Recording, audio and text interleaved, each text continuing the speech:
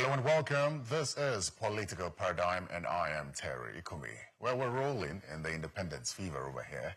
And as we celebrate 65 years of Nigeria's independence, we will be taking a look at how our democracy has fared so far, the progress, the challenges, and the future prospects. Let me bring you up to speed on something. You know, the word democracy comes from the Greek word demokratia, which means rule by the people. It's used to describe a system of government where power is held by the citizens. And the emphasis here is on power being held by the citizens. This power is expressed either directly or through the people they elect. So the question is this the case in Nigeria? Are the citizens expressing power the right way 65 years after? Let's get answers now. Professor Utomi joins me virtually for a broad conversation. He's a professor of political economy and a management expert. It's a great pleasure.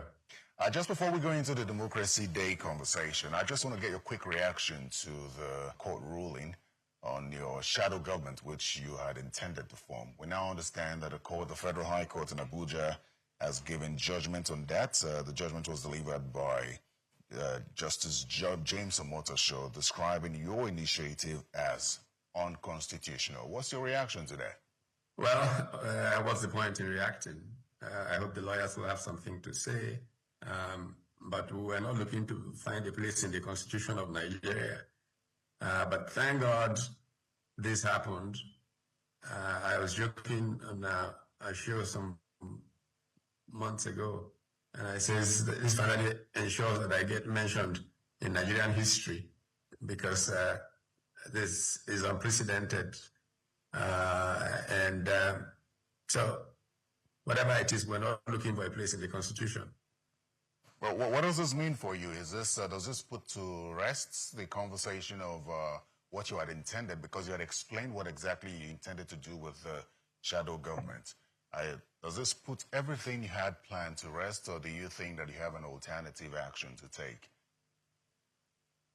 Well, as a citizen, I do expect that I will continue to be able to express myself and that I have the freedom to meet with other citizens to jointly express ourselves. All right, Prof, let's get into our conversation of the day now. Nigeria's democracy, 65 years of independence. And in my opening statement, I talked about the need for government to be about the citizens.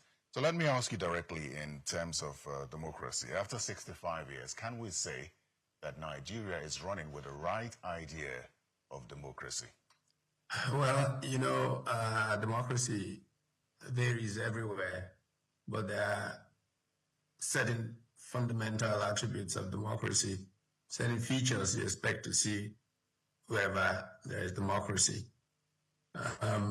I am fascinated by a number of shamans in American history.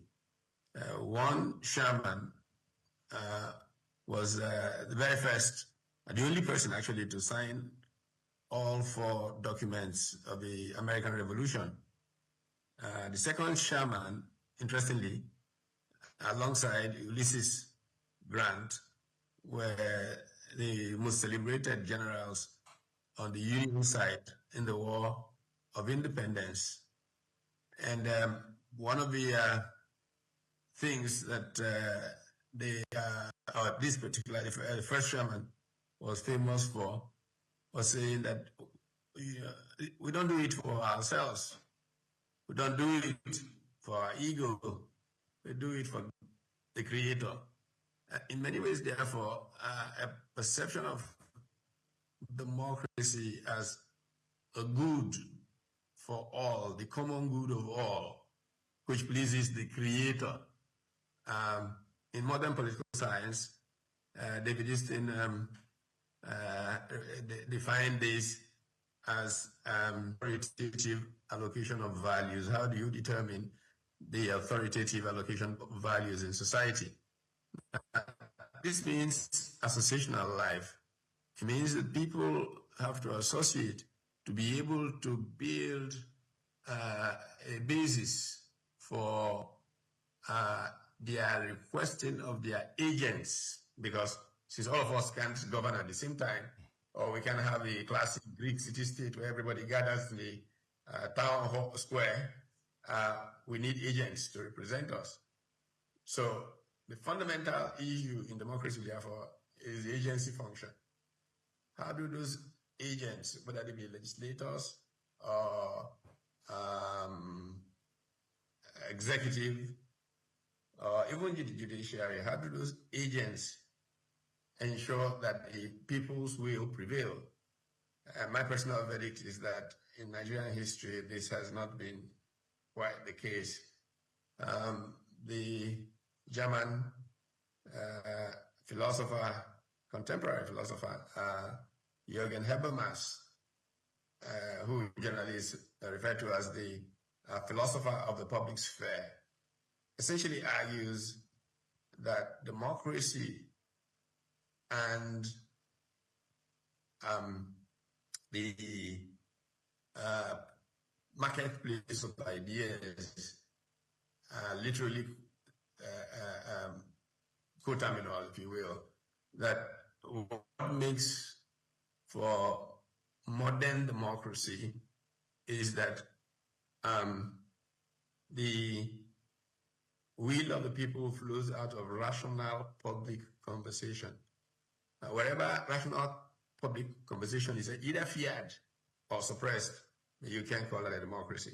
And I think for the most part, public conversation in Nigeria is feared by those who have power, whether they grab it or they get it through the ballot box. All right, Prof, one of the things about democracy that many have talked about, especially great writers, is the need for democracy to be all-encompassing, especially in a situation where, in a case like Nigeria, where you have diverse cultures and ethnicities, the need for unity and getting rid of marginalization is very important. But over time, it would almost seem as though Nigeria has continued to struggle with these two, unity and diversity. What do you think is the problem 65 years after? Because some argue that it is even getting worse. It almost doesn't suggest that we are making progress. You see, the nature of the public policy process, what is the purpose of government? The framers of the American Constitution talk about creating the environment for happiness for the most. The pursuit of happiness is the essence of, and this comes through the execution of public initiatives, public policy that make people have a better quality of life. Now that does not take place well when the place is riotous and people are killing or hating each other. Divided country doesn't quite make progress the way a united one does make progress. And as I said about Habermas, that emerges from rational public conversation. But if you look at public conversation in Nigeria, you see anything but rational for the most part. What matters is a group gang of people desperate to hold power. And to do that, they proceed to divide people, so to speak, and to stoke hatred amongst people, and to use to facilitate an emotional rather than rational basis for public engagement. It is not peculiar to Nigeria. Unfortunately, it is worse in these times in many parts of the world, where if you look at Europe with growing fascism and the so-called rights, you look at the United States and the way things are. The major difference is that those societies have developed institutional muscle that restricts or, limits the dangerous effect of public conversation that is not rational. Right. And recently there's been a lot of study around this. The center was set up at Harvard, led by a professor called Joshua Green, to look at emotion, reason, and the gap between us and them majorly. When you talk about the lack of unity in Nigeria. I would like to know, from your perspective, and considering that you have lived over the years through regimes and governments, on whose shoulder does the responsibility of unifying this country lie? Because one of the things I do know about how nations unify its citizens is, shared values, common values. And some have said that it would seem that across the various regions of this country, we have different values. And that could be the reason for the struggle to foster unity. Well, there are some universal values. Doesn't matter where you are on the planet, the dignity of the human person is certainly one value. And so there are universal values. And the real role of the political process is to get people who can forge common ground to use to make the decisions that essentially piggyback on those universal values to make living together one that profits rather than separates. But our political class has not had much tutelage in what the mission really is. This whole thing was not helped by a rent economy that came out of the convergence of soldiers and oil. That rent economy has left Nigeria in a place where the more you can threaten the system with violence and all of that, it used to be some kind of brinksmanship. Then you got what you wanted, but it's not helped. What we see in Nigeria is the state holding citizens or groups hostage. I mean, you're holding up the Kanu, keeping for years. You're a terrorist. You're taking hostage of a citizen. You hold Dasuki, Colonel Sambo Dasuki, you keep him for years without the rule of law. Government is a hostage taker. And this is how our democracy, unfortunately, has evolved. And so we do have problems. And you can see it in how most people who just want a decent life are living. Absolutely. Many here are here just because they can't leave.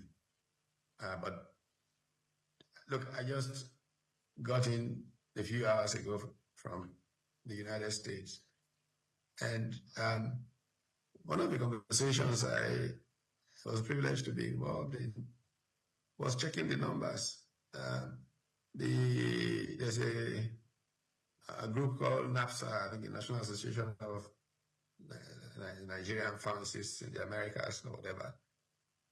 And they had at their annual convention in Chicago on the 25th, 26th, and the 27th of September. And you hear numbers like 10% of all the pharmacists in Maryland are Nigerian. I mean, think of it this way. America is a melting pot. The whole world comes there with all their talents and everything. And Nigeria, a country of 200 million people, has 10% of all the pharmacists in one state where, and that's not the state that they have the most concentration. When you go to Texas and some other states, you go to Georgia, you will see those kinds of concentrations. So it tells you that there are people who are voting with their feet against the Nigerian way. But our politicians don't seem to either understand or care. But we know from history, as we say, in local Nigeria, one day monkey will go market, never return. Okay. I just feel sorry because we look at what has happened in recent experience in several countries, including the Kathmandu, Nepal experience. Nigerian politicians are often fond of saying Nigerians are, what do they call them, indolent or what? Nigerians don't react to things. Television, your home for the news. Let's head over to Owerri, the Imo State capital now, for a live coverage of the book launch with the theme, One Decade of Progressive. What happened to them? So I wish all those who are bent on playing these games all the best of luck. Well, Prof, while you point out the problems, I think my question would be, is there no solution in sight? Because when I was talking about the idea of democracy, I pointed out that it's more about the citizens. The citizens elect people who rule. And we've seen protests in Nigeria, agitations against the political class with the way things are done. We've also seen several fora where conversations have been held, and to a great extent, Nigerian citizens are almost tired. And we've heard politicians say all we can do is complain and protest back and forth. So what is the solution now? What do you expect the citizens to do beyond what's been done already? Or are the citizens not taking action enough? Well, everything rises and falls on leadership. And in history, where things are not going the way they should go and people are about to give up, some person with true leadership pops up. True leadership capabilities manage to pop up. I mean, Abraham Lincoln's story is one of the great historic ones. If you look at James McGregor Barnes, one-time president of the American Political Science Association, and his tome on leadership and his work on transforming leadership, you will find that there's certain institutional basis for what he calls moral authority. Intellectuals, for example, are thought to have moral authority. And the failure of the Nigerian intelligentsia to exercise moral authority is part of the challenge of Nigeria, but doesn't preclude the possibilities arising sometime in the near future. So if you look at history again, looked onto places like Italy and the role that people like Garibaldi and co played in, uniting Italy. There are very many different ways this can be achieved. Religious leaders have certain moral authority that they don't seem to use effectively in Nigeria. In many cases, they become part of the mess that defines our contemporary reality. But I'm an optimist. I believe that something will come out, even from those in the political class who may choose to commit political suicide. I mean, I tell the story of Brazil and how Cardoso, Enrique Fernando Cardoso, literally committed intellectual suicide and saved Brazil. And in that regard, I believe that there are those who will see in what is ongoing in Nigeria a looming national crisis that will force them to commit class suicide, that is, pull away from the dominant thoughts and ways of that political class and shock people by what they do, which may eventually save society. But the citizens cannot themselves give up on trying to save themselves. Sorry to go this way, but people of faith will probably remember the famous saying that the God who made you without you will not save you without you. So the people who are the victims, the worst victims, all of us are victims, including those who are perpetuating the current order. They too are victims. They will see how history will treat them.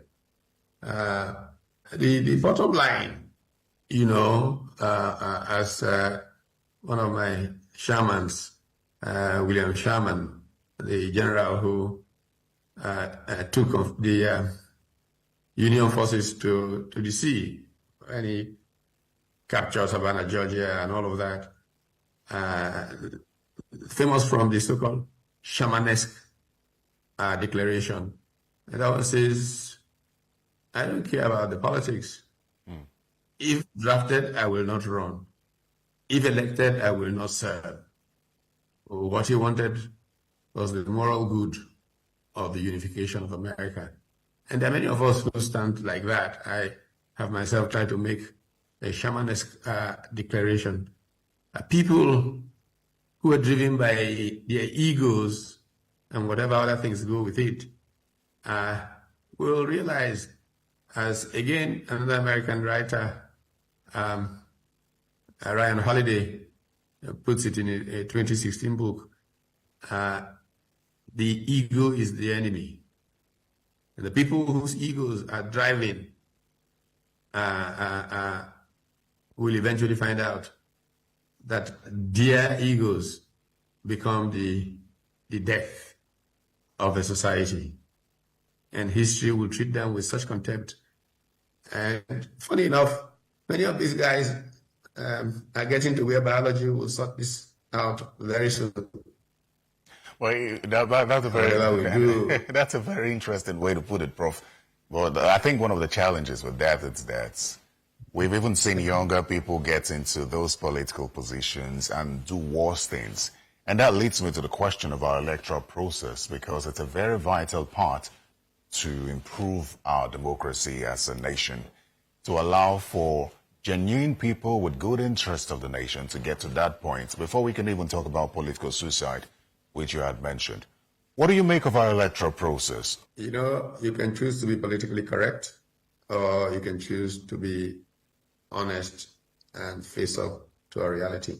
Truth is that elections have been a farce in Nigeria.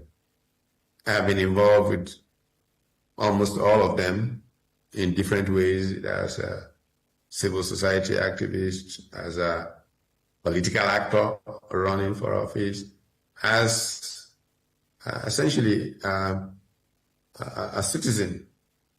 And I can tell you without any, waiver, that most elections in Nigeria have been farcical.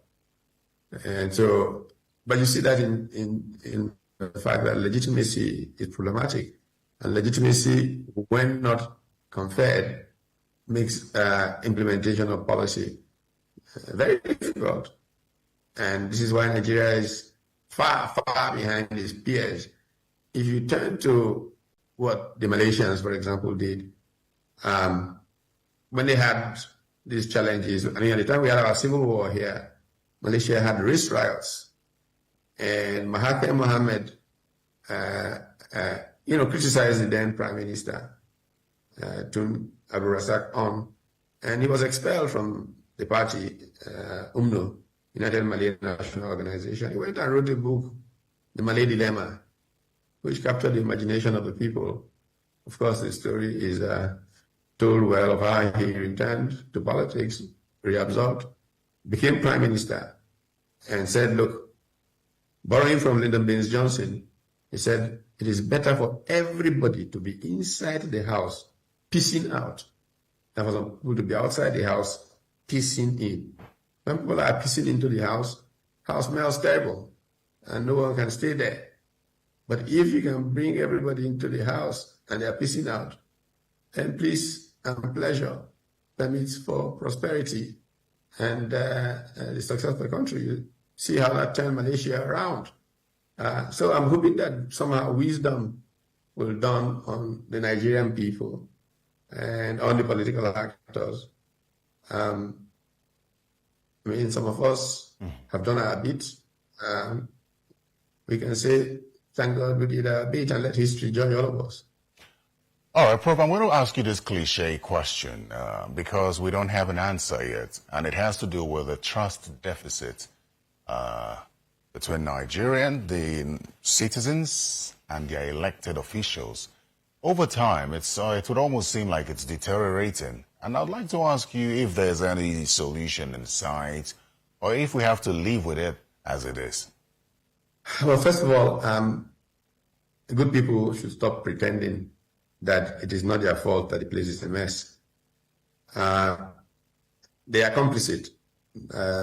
My last but one book was focused on that subject, and I talk about the complicit middle.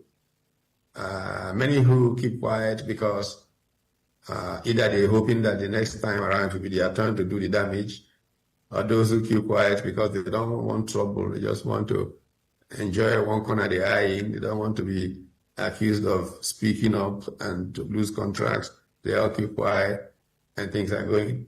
It's getting worse for all of us, including those in power, because invariably they will fall from power, whichever way it goes. And when that happens, they will see what it means to be someone who did not use the opportunity of power to advance the common good of all.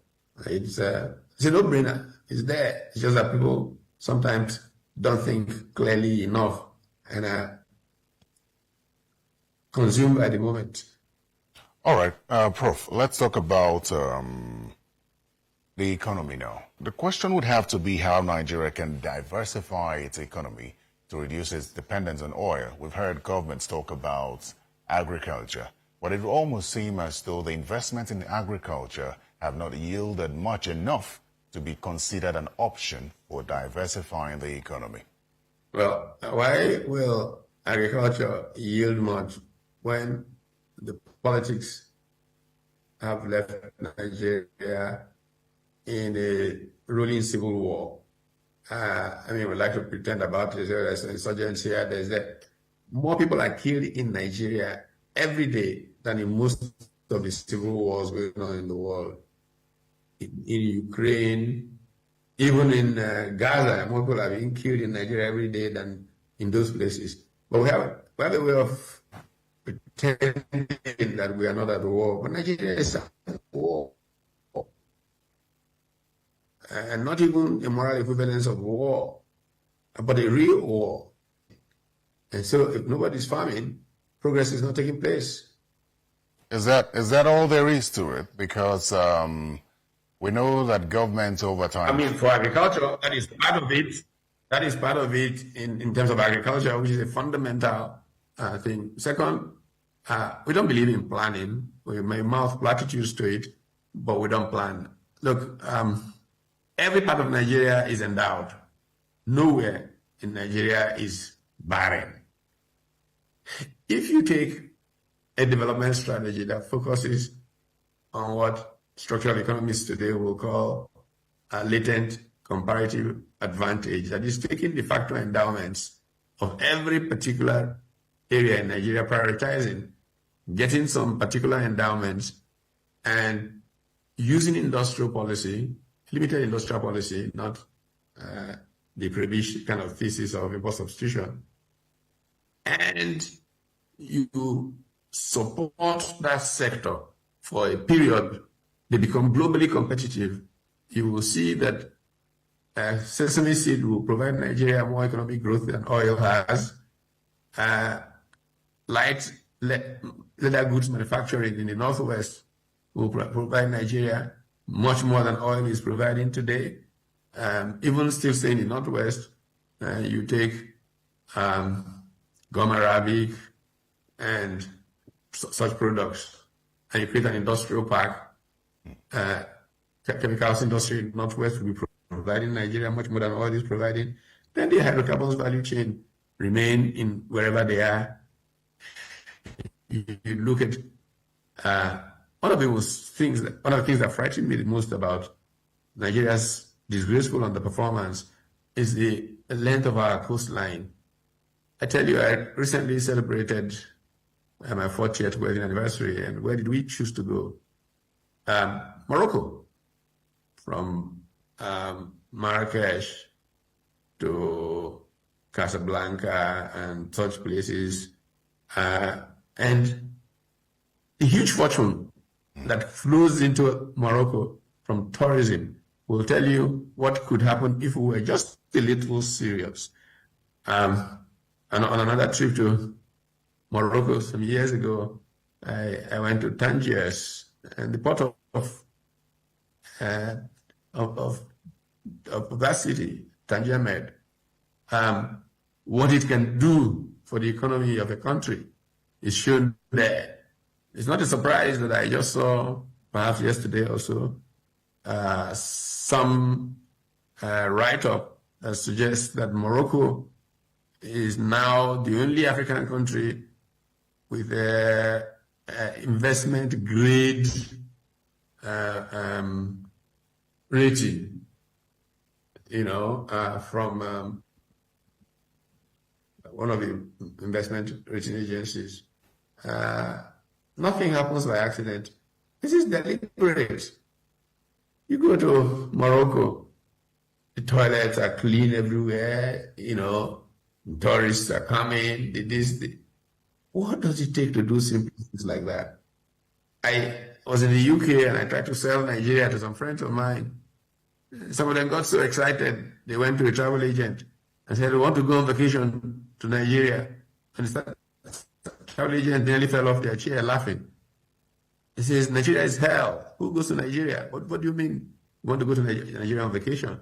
So I don't know why our political class is unserious, but these are simple things to do. Unfortunately, like I said, an entitlement mentality of easy money that came with the convergence of soldiers and oil has left our country in a place where once you can get some money from oil and share, the political class are happy. And they continue to be a country of great prospects, but which is poor. Okay. Very sad. Very sad. All right, Professor, we'll say as we wrap up this conversation now in the spirit of 65 years of independence, I just want to get a quick message from you with regard to what your hopes are for the country in the next, going forward after 65. Well, some people think something is wrong with me when they hear me talk about Nigeria. In spite of everything, I am an optimist about the possibilities of Nigeria. I think for a season, we have allowed governing in Nigeria to fall into the hands of scoundrels. But that's okay. It happens to countries. But I believe that there are things that are there that, really point to the potential of this country that will make it truly become the country of our dreams. I had recorded a piece of music many years ago that was the theme song on my telephones and all of that, and it's titled Nigeria Will Rise Up Again. God will heal our land, restore us anew. Nigeria will rise up again. I'm convinced that this is the reality that will be there. But we don't get there by wishful thinking. We get there by citizen action and seriousness of purpose in governing. Very well then, Prof. I'd like to thank you very much for coming to speak with me on Political Paradigm. A great pleasure. Well, that was Professor Pat Utomi. He is a convener of the Big Tent movement. He is also a professor of political economy. Well, we've been speaking with someone who experienced independence. Let's change the demographic now and speak to someone much younger who got independence, who experienced, who was born 20 years after independence. Honorable Sesi, first of all, happy birthday to you. You've just turned 40. So happy birthday to you. Thank you, Mr. Terry. Thank you for having me on your program. I'd like to think you're excited about independence. I don't know what the perception is around you, but let me ask you the question as we speak about independence. You've listened to Professor Pat Utomi.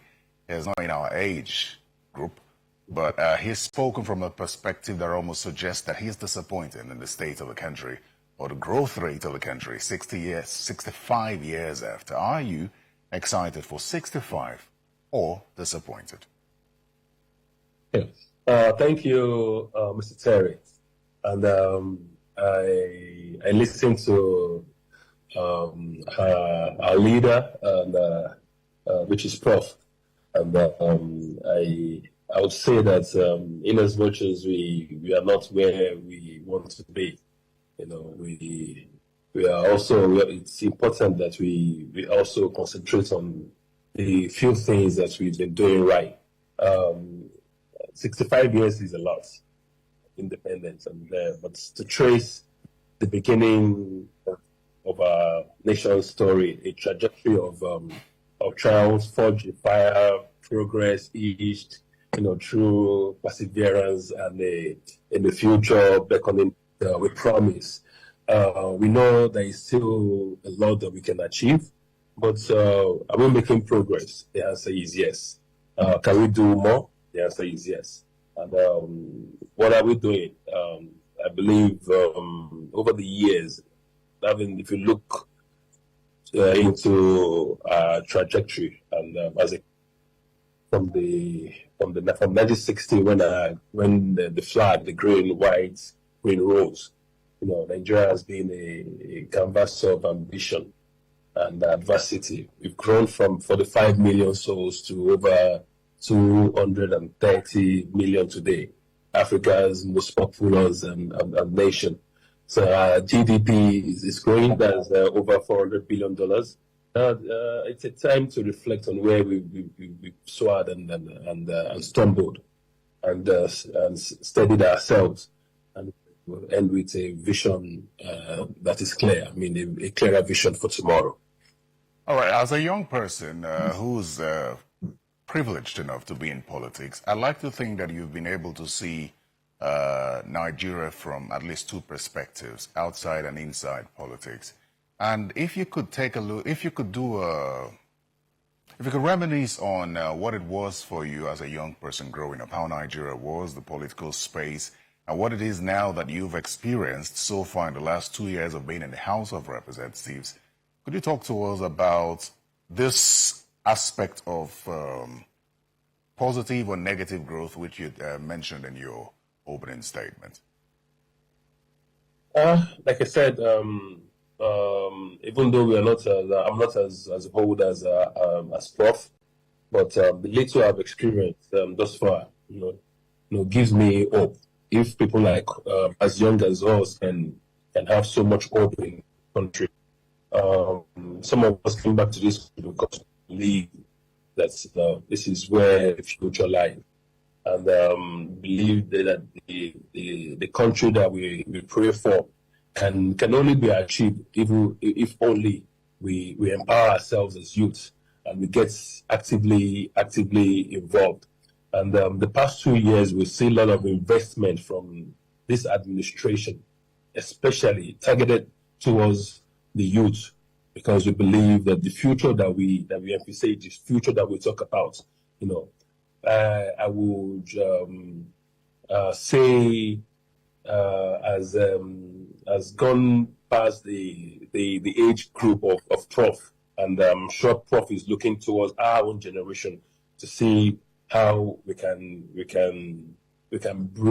activate the glory of this country, and we believe that looking at the direction of this current administration, we believe that the nearest future will have most of the things that we clamor for, most of the development that we crave for, most of the growth that we envisage. We will see them come to fruition. All right, Honorable Sassi, I'm trying to have this conversation in the simplest form and make sure that the people out there understand whether or not we've made progress.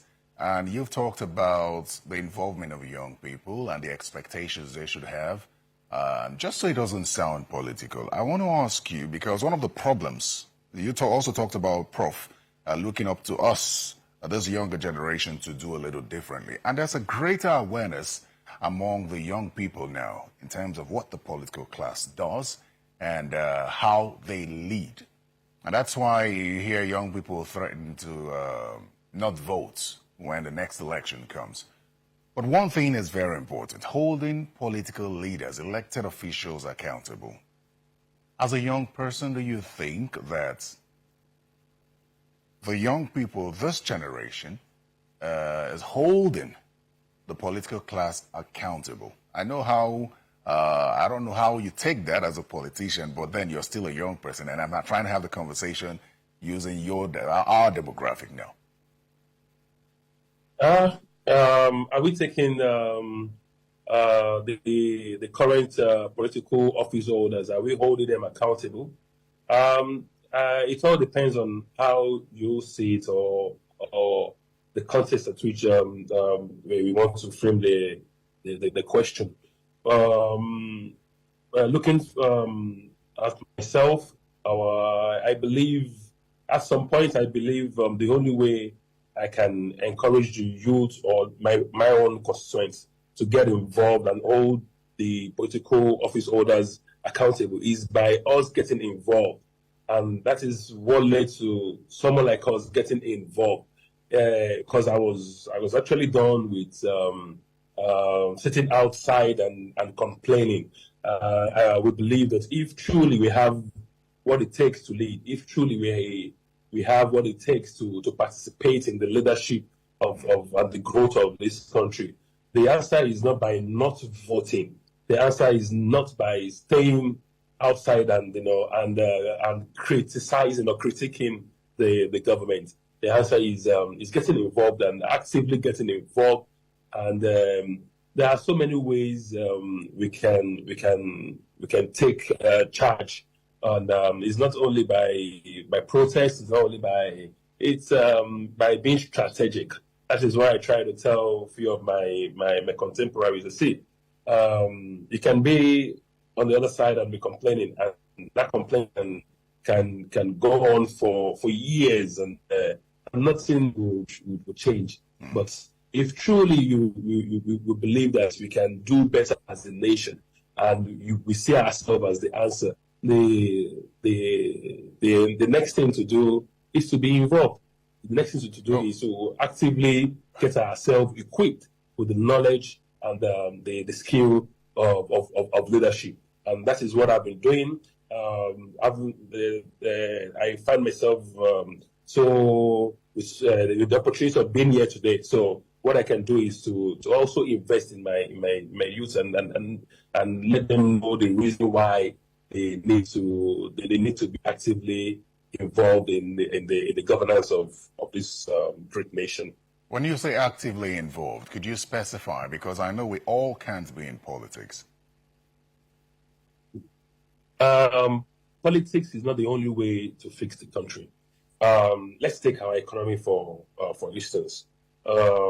I try to analyze where we are as a country when it comes to our economy, and I try to spell it boldly. Let's see, the government might not be business of doing business, but what we can do as a government is to create a platform, enabling platform where private sector can thrive.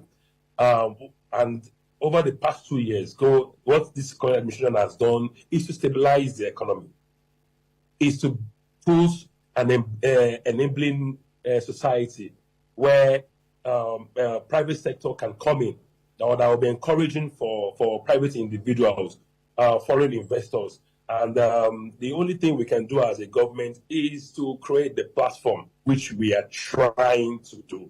The economy has been relatively stable for the past 2 years. And as an investor or private sector, what you need to run a business is a stable economy where you can project into the future. And that is what we've done so far. So now what is the next stage? Next stage is for us to look into this society, into this sector, into our country, and see how we can get involved. We are opening up the economy. Now identifying these potentials and these opportunities is vested more in the private sector, and we believe we are on the right channel, we're on the right path. We don't need to be actively involved in politics before we can fix our country, or before we can get involved in fixing or developing our country. Well, there are so many ways that we can get involved, not just by politics. Very well then. So when we talk about fixing the country, one thing stands out, and it's corruption. It's perhaps the biggest cankerworm in Nigeria's progress, developmental growth.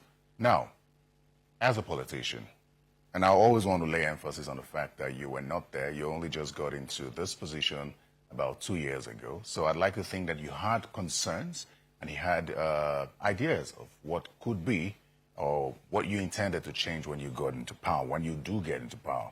65 years after fighting corruption, what do you make of our fight against corruption, especially considering the fact that you are a politician and the perception is that the political class is highly corrupt in Nigeria? Is that what you've come to see? I wouldn't ask you directly if you're corrupt because I don't expect you to say you are, but I would want you to speak from a politician's standpoint whom I believe wants to do right by the country. What are your thoughts about Nigeria's fight against corruption in 65 years? What do you think we've got wrong? And as we go forward 65 years after, what do you think we can do better? So getting into this space, I have a different perspective, that different from what I used to share before assuming this office. When you say corruption, is relative, anyways, and I believe it takes more than politician, to run a political cartel. So many wrong narratives have been sold out there, and but getting into office, I realized that it's quite different from how we perceive politicians or politics out there. That's does not exonerate the fact that there are few politicians that are not doing enough. But looking inward into the National Assembly where I belong, we have over 360 members. We have more than 40% of us below the age of 45. I think that's the first time we will have such huge number. And we talk to ourselves. We visit each other's constituencies. We know the sacrifices that we do. But even when you do a lot, and the recipients of this, they already believe that where you're coming from, there is a lot there. The way you're coming from, there is so many things happening there. They tend not to even appreciate the little that you tend to bring to the table. But what I'm trying to say is, it is not exactly how we project it out there. Like I said, to run a corrupt system, it takes more than the political class to run. And I can tell you that what we encounter even at home, what we encounter even before getting into this office, what we go through to sustain this office, it's a lot, and a lot that needs to be looked into as well. Because when you have so much pressure on the political class, and the pressure, the result of it will either determine their return or their survival in that office. It gets to a point where politicians become so desperate, and they tend to do everything humanly possible to retain that seat. It takes a lot of process. It takes a lot is involved, like I said. And I think we should look beyond just tagging the political class corrupt. Here's another thing that I had a conversation with Professor Utomi about, and that's Nigeria's unity. I can almost draw up what may seem like a conclusion that when it comes to parliament, there's some form of cohesion, but it almost doesn't expand beyond the people. Over time, what do you think has gone wrong with Nigeria's unity? Because our diversity is supposed to be our strength. What do you think has gone wrong? And as a young person, what do you think we could do to do right? Or to get it right? I don't think anything is wrong with our unity. I don't think anything is wrong with our diversity. Because the only time where we echo this topic is, I think it's mostly towards political season. What do I mean by that? I said we have 360 members. heterogeneous, diversified, different members from different constituencies. And I can tell you that I travel virtually all the regions of the country. I visit different constituencies. I sleep over. I stay in my colleagues' constituency. So if there is no unity, I travel as far as north. I travel as far as east. If there is something wrong with our unity, do you think there will be such cordial relationship from someone who happens to be from Lagos, Badagry, all the way to Zamfara, to Borno?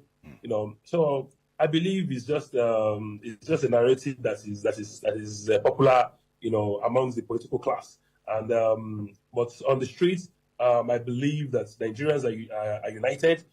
You go beyond, go outside Nigeria, you see Nigerians of different culture, different backgrounds staying under the same roof outside the country. You see them talking about the progress and development of Nigeria. We see business bringing us together. So it's only when the era of politics creep in that we start to discuss the issue of. So who's responsible for that? So who's responsible for that? Is it the people or the political class? I think it's just a few selected people, and it's a conversation that I believe we should stop. We should stop parading. Nigeria is united. We enjoy relative peace in this country, and I can tell you, with the few years I've stayed in office, I've moved by road to different constituencies and different parts of the country. I know how united we are and how much we love ourselves. And this you can hardly see this in every part of other parts of the world. The tiny issues that we have, I don't think we should spend our time projecting the few ones or giving them the few individuals that want to project disunity amongst us. I don't think we should encourage it and give them the platform. All right, Honorable Sir, just as we say goodbye, I mean, I wouldn't have you here and not have you give a message out, just like I did with Professor Utomi. 65 years of independence, you must have something to say, not just to your constituents, because I see you spend a lot of time with your constituents. It's part of that, your responsibility. I mean, you want to come back as well. But speak to the generality of Nigerians, especially the young population, as we celebrate 65 years of independence. What's your message? No, okay, let me even expand that. Not just to the young people. I'd like you to speak to those in power as well. Because, policies would shape a lot. So, my message is this. At 65, even though we've not had it all smooth, I believe at 65, we have a bright future ahead of us that is vested on the growth and development of great youth that occupies the large population. And I believe that with the massive investment that is in place for us, I believe that we are well equipped to revive and to move this country ahead. And to the political class, we can, if we look closely at what the current administration is pushing, it's an approach that we believe will move governance back to the grassroots where governance is meant to be. Governance doesn't happen at the top. Governance can best be effective only if we allow it to function at the local level. What do I mean? I believe you can be in Abuja, Federal Capital Territory, and appropriate funds for the constituency that you don't even know. You can't stay in Abuja and be appropriating funds for development in Badagry. I think we should allow the local government to function across the country. This will hasten up development. What do I mean? Go and check what is happening in Lagos today. Go and see the competitions amongst our local government chairmen. Go and see the kind of projects that they get involved in. Go and see the kind of developmental project that they facilitate in at the local level. Go and see what they're doing with their funds. And I'm sure this is what each state in the country should replicate. Nobody can best govern at the top. Let us give more power to the local government. Let us encourage them. Let us allocate more funds to them. Yeah. Let us follow the funds, and let us make sure that and I believe that's the best way and the fastest way that the people can enjoy and experience the dividends of growth and development. Absolutely. Let our local governments work, and that is all I have to say. Absolutely. I think it's really interesting that 65 years as a nation, this is when we are canvassing for development at the local government level. It's not a good thing. It's something that over time would have helped this country get to that closer development stage. But as they say, better late than never. But the bulk of the responsibility is going to have to lie with the political class regardless. But Honorable Ceci Wingan, I'd like to thank you very much for coming to speak with me on Political Paradigm, and happy Independence Day. Happy Independence to you. Yeah, thank you very much. Celebration. Yeah. Well, we've been speaking with Honorable Ceci Wingan. He represents Badagry Federal Constituency in the House of Representatives. If you'd like to catch this and more, please go to YouTube and search Political Paradigm, or simply go to channelstv.com. Happy Independence Day. Happy 65th Independence Anniversary. I'm Terry Ikumi. Goodbye.